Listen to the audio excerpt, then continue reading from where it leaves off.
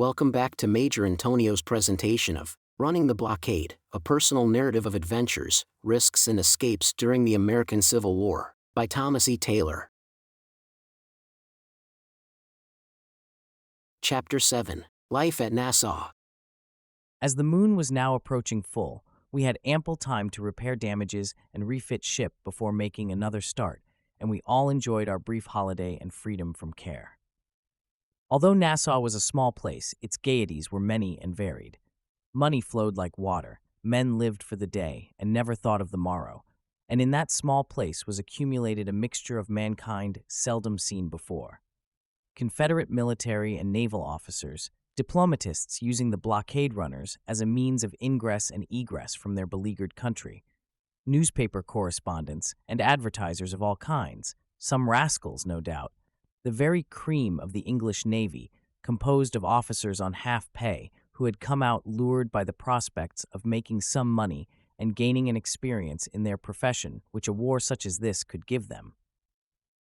And last but not least, our own immediate circle, which was graced by the presence of two ladies, Mrs. Murray Ainsley and Mrs. Hobart, wives of officers who presided at our revels and tended to keep the younger and more reckless of our set in order. What jovial days they were, and how they were appreciated by the officials and natives, to whom it was a pleasure to extend our hospitality. Every night our dinner table was filled to its utmost capacity, and once a week at least we had a dance, when the office furniture was unceremoniously bundled out into the garden under the care of a fatigue party of soldiers, and the band of the regiment discoursed entrancing music to those whose feet never seemed to tire. I suppose that I was then rather a dandy and the only possessor of a frock coat among us, and as I lived just below Government House, this coat, with a flower in the buttonhole, was frequently requisitioned at Mrs. Bailey's, the governor's wife, receptions. I have known it do duty half a dozen times on half a dozen backs within a couple of hours. In the case of poor Visitelli, however, it was a little wanting in front. Not only my coat became public property, but those gay friends parted my other raiment between them, and I well remember, after I had a new supply of linen, etc., from home, expostulating with Frankston, my black major domo, because I had nothing to wear, and receiving his answer in reply, "Well, sar, what can do? Mr. Hurst and Mr. Doring take all master's shirts." To back up his assertion, he showed me Arthur Doring's weekly wash just arrived, consisting of one sock and one white tie. Poor Arthur, he is gone, a light-hearted, cheery, devil-may-care youngster who spent every penny he made. He was one of my pursers, but had persistently bad luck. He was captured twice, wrecked once, and chased back once. When on shore, I made him head of the entertaining department, for which he was well fitted, as no one could mix a better cocktail or sing a more cheery song than he could. This was the cheery side of our Nassau life, but it had its reverse one, consisting of hard work, constant anxieties, and worries. As my memory takes me back to those jovial but hard-working days of camaraderie, it is melancholy to think how many of those friends have gone before. Mrs. Murray Ainsley, Mrs. Hobart and her husband Hobart Pasha, Hugh Burgoyne, one of the Navy's brightest ornaments, who was drowned while commanding the ill-fated Captain, Hewitt, who lately gave up command of the Channel Fleet only to die, Old Steele, the king of blockade-running captains, Maurice Portman, an ex-diplomatist, Frank Visitelli, whose bones lie alongside those of Hicks Pasha's in the Sudan, Lewis Grant Watson, my brother agent, Arthur Doring, one of my loyal lieutenants, and a host of old Confederate friends, are all gone, and I could count on my fingers those remaining of a circle of chums who did not know what care or fear was, and who would have stood by each other through thick and thin in any emergency. In fact, my old friends Admiral Murray Ainsley and Frank Hurst are almost the only two living of that companionship. Of Hobart Pasha and of the important part he played in the Turco-Russian War and Cretan Rebellion, in which he acknowledged that his blockade-running experiences stood him in such good stead, most, if not all, my readers will have read or heard. He commanded a smart little twin-screw steamer called the Don, in fact, one of the first twin-propeller steamers ever built, and very proud he was of his craft, in which he made several successful runs under the assumed name of Captain Roberts. On her first trip after Captain Roberts gave up command in order to go home, the Don was captured after a long chase, and his late chief officer, who was then in charge, was assumed by his captors to be Roberts. He maintained silence concerning the point, and the northern newspapers, upon the arrival of the prize at Philadelphia, were full of the subject of the capture of the Don and the notorious English naval officer, Captain Roberts. Much chagrined were they to find they had got the wrong man, and that the English naval officer was still at large. Poor Burgoyne, whose tragic and early end, owing to the capsizing of the captain, everybody deplored, as a blockade runner, was not very successful. If I remember correctly, he made only 2 or 3 trips. Had he lived, he would have had a brilliant career before him in the Navy. Bravest of the brave, as is evidenced by the VC he wore, gentle as a woman, unselfish to a fault, he might have saved his life if he had thought more of himself and less of his men on that terrible occasion off Finisterre, when his last words were, "Look out for yourselves, men. Never mind me."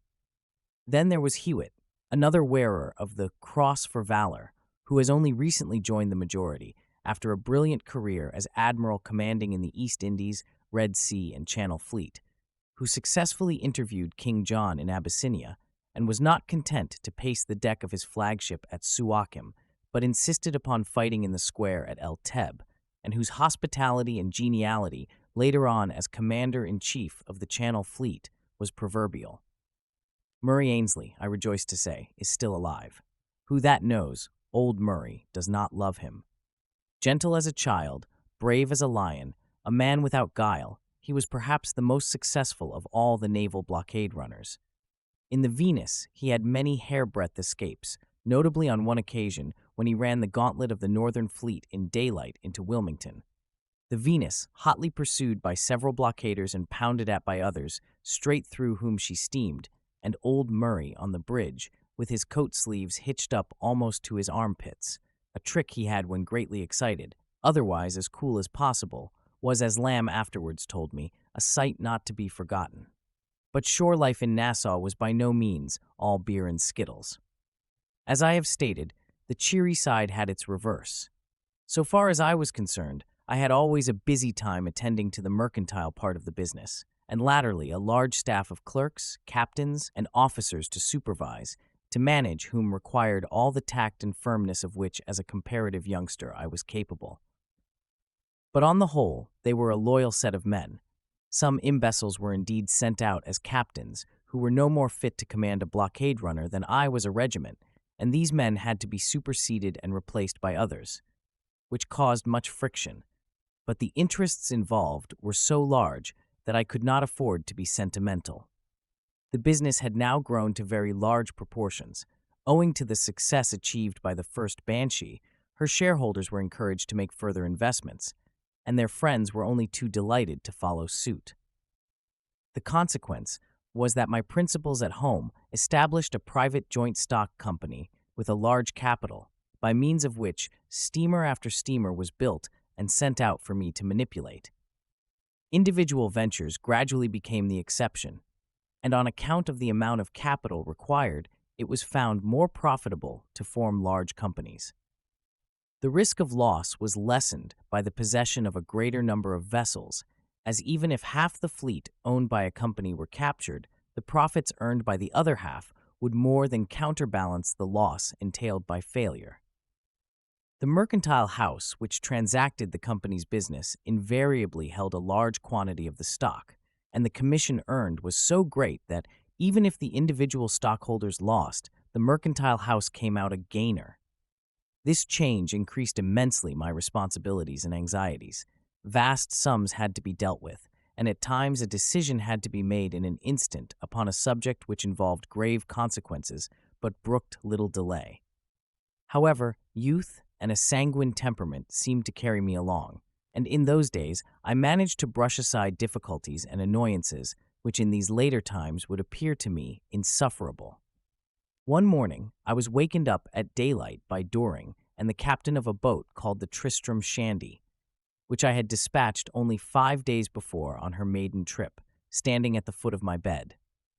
They explained to me that they had arrived within 100 miles of Wilmington, when they had fallen in with a fast cruiser who had chased them. To avoid capture, they had been obliged to throw all their cargo overboard.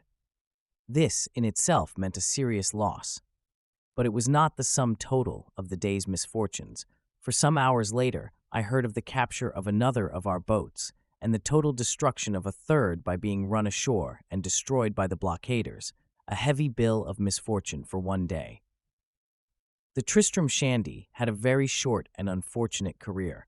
After being reloaded subsequent to her compulsory return, she started on her second attempt and steamed safely in. But in coming out, her funnels, owing to the peculiar construction of her boilers, flamed very much, and it appears that a gunboat followed her by this flame all night, and when morning broke was seen to be about 3 miles astern. The captain at once ordered extra steam to be put on, but owing to this having been done too suddenly, one of her valve spindles was wrenched off, and she lay helpless at the mercy of the chaser, who speedily came up and took possession.